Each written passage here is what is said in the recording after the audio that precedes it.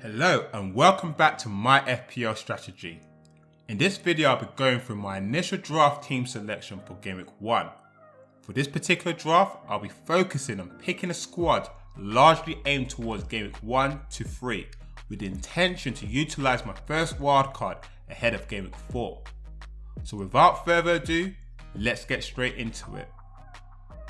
In goal, Ryan gets the keeper spot. I think this year my plan is to keep the money spent on goalkeepers to a minimum, shifting the savings up front.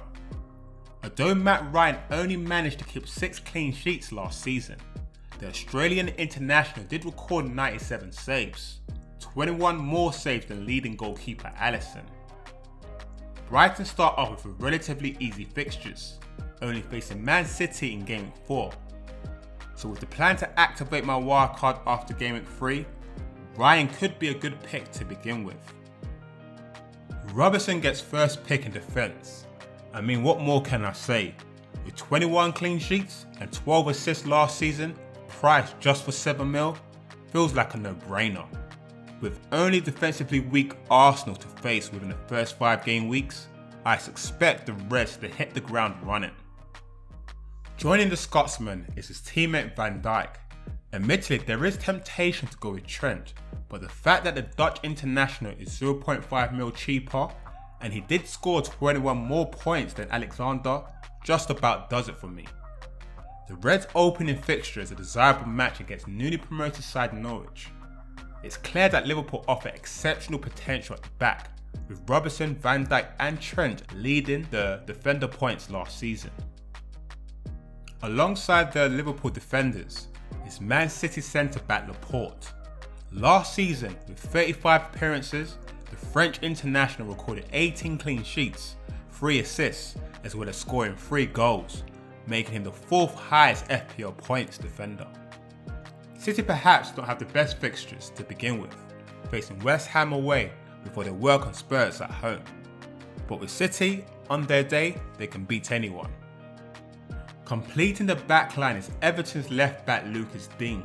The French international last season recorded a respectable 13 clean sheets, with 5 assists and 4 goals. The Toffees have a good run of fixtures, not facing a top 6 team until Game Week 7. In midfield, Salah gets first pick. The Egyptian international is once again FPL top scorer, scoring a total of 259 points. With a small price drop and his position as a midfielder confirmed, for me only enhances his appeal. According to various sources, there's talk that Alisson and Firmino will be given a 3-week break following the Copa America. Fortunately for FPL managers, Egypt's exit in the African Cup of Nations means Salah should return to Anfield sooner than later. So as long as Salah is fit and ready, the Egyptian is likely to be my captain for Game Week 1. Joining Salah is PFL Young Player of the Year Sterling. The English attacking midfielder had an exceptional season, netting 17 goals with 10 assists. Whilst in the past there has been question marks over Sterling's starting position, it's safe to say that this season is very unlikely to be the case. City's first fixture is an away match against West Ham. In the last away game, Sterling bagged the goal and recorded an assist. Joining my premium players is Crystal Palace main man Wilfred Zaha. Zaha is one of 10 players who has been reclassified, having previously been listed as a forward but playing out wide for the majority of last season has seen Zaha reclassified as a midfielder. With midfielders earning additional points when scoring compared to a forward, as well as picking up an additional point for a clean sheet, makes the Ivory Coast international a lot more appealing. Furthermore, with the growing speculation that Zaha wants to leave Crystal Palace to play for Arsenal, could potentially manifest into more FPL points.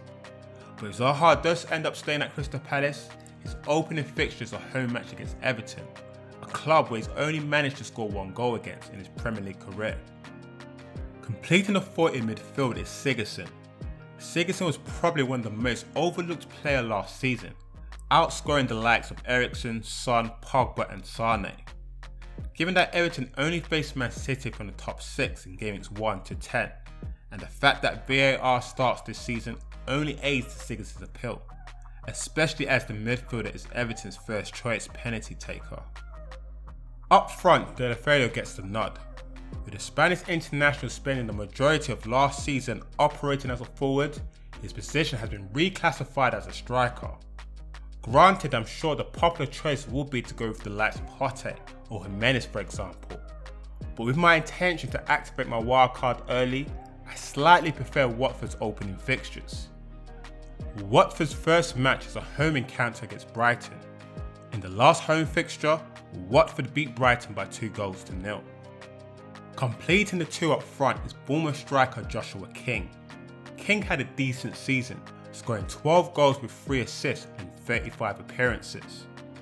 Bournemouth kick off the season with 2 desirable fixtures on paper, facing newly promoted side Sheffield United, followed by Aston Villa. Thus, attacking wise, forward assets from the Cherries could be a good move, and in fact, there is temptation to play both King and Wilson up front.